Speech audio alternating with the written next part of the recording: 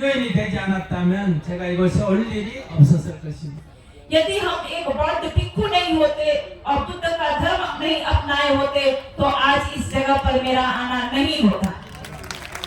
또 아쇼카 대왕이 법을 인도 밖으로 전 세계적으로 전파하지 않았다면 제가 한국에서 한국의 불교가 전래되지도 못했을 것입니다.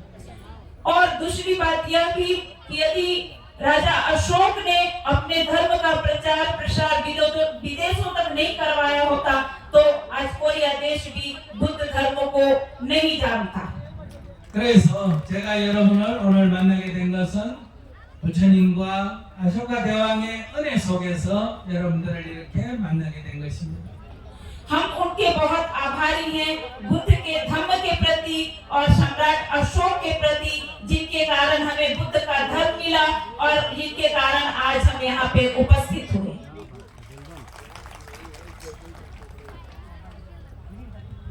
아쇼카 대왕은 여러분들께서도 잘 알고 있을 거라 생각합니다. हमें इतना उम्मीद है कि संभवतः आप सभी लोग सम्राट अशोक के बारे में जानते होंगे। 아쇼카 대왕은 인도 전 역사에서 가장 위대한 왕이고 정치인입니다. भारतीय इतिहास में भी राजा अशोक का बहुत ही बड़ा महत्व है। 아쇼카 대왕은 인도 대륙에 있는 많은 민족과 나라를 하나로 통일한 첫 번째 왕입니다. और वह प्रथम ऐसे राजा थे जो पूरे भारत को एक सूत्र में बांधे थे, पूरे भारत पे विजय प्राप्त किए थे। 물론 자기 스스로 혼자만 한 것은 아닙니다. निश्चित है कि उन्होंने अकेले स्वयं एक इस काम को नहीं किए। 찬드라구प्타 모레야인 첫 번째 할아버지 왕과 아버지 왕 그리고 이어서 인도 대륙을 통일한 것입니다. उनके वंश में चंद्रगुप्त मौर्य थे जो दादा के रूप में इस कार्य को आगे बढ़ाए थे, फिर उनके पिताजी इस कार्य को आगे बढ़ाए थे और बाद में इसमें पूर्ण सफलता प्राप्त करने वाले सम्राट अशोक हुए थे। 그러나 아쇼카 대왕이 처음부터 훌륭한 왕은 아니었습니다. प्रारंभ से ही वे इतने महान और इतने प्रसिद्ध राजा नहीं थे। 성질이 사나웠다고 합니다.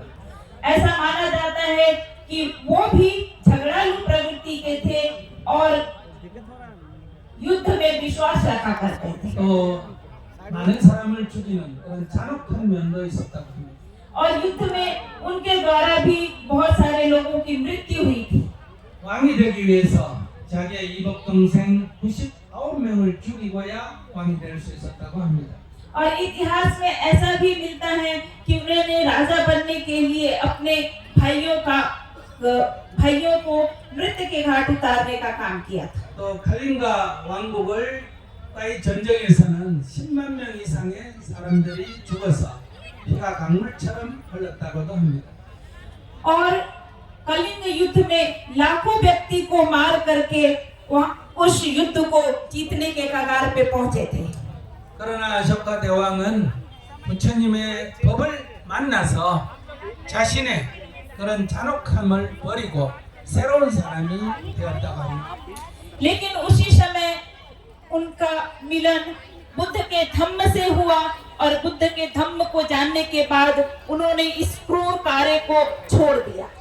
그는 자신의 과거의 그런 잔혹함을 깊이 참회하고 스스로뿐만 아니라 이 모레아 왕국에서 살생을 금지시켰다고 합니다. और बुद्ध के रास्ते पे चलने के बाद उन्होंने करुणा को अपनाया और पूरे मौर्य साम्राज्य में अहिंसा के धर्म का पालन करवाया। 살생을 금지시키는 그런 소극적인 행동에서 머무르는 게 아니라 많은 어려운 사람을 도와줍니다. सिर्फ अहिंसा का धर्म का पालन ही नहीं किया गया उनके राज्यकाल में, बल्कि उन्होंने आम लोगों के लिए भी बहुत सारा कार्य किया। 사람이 다니기 쉽도록 길을 닦았습니다. लोग आवागमन अच्छे से कर सके इसलिए उन्होंने रोड की व्यवस्था की, सड़क बनवाए 곳곳에 우물을 타서 물을 먹도록 했고 और जगह जगह पर कुआं खुदवाने का काम किए यात्रियों को पानी पीने के लिए।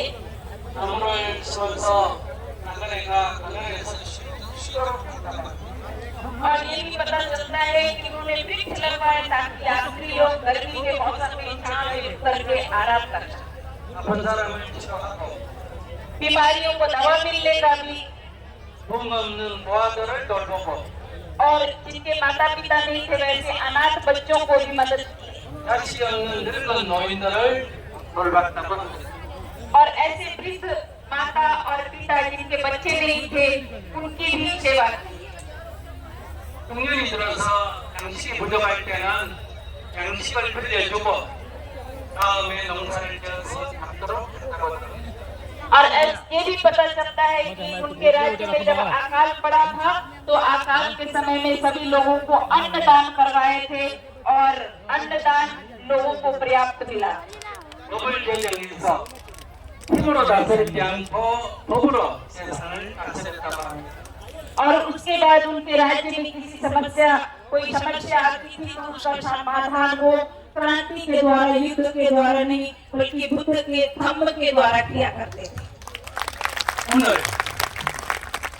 현대 사회에서 어려운 사람을 돕는 복지 제도를 이미 2300년 전에 이 세상에 처음으로 실시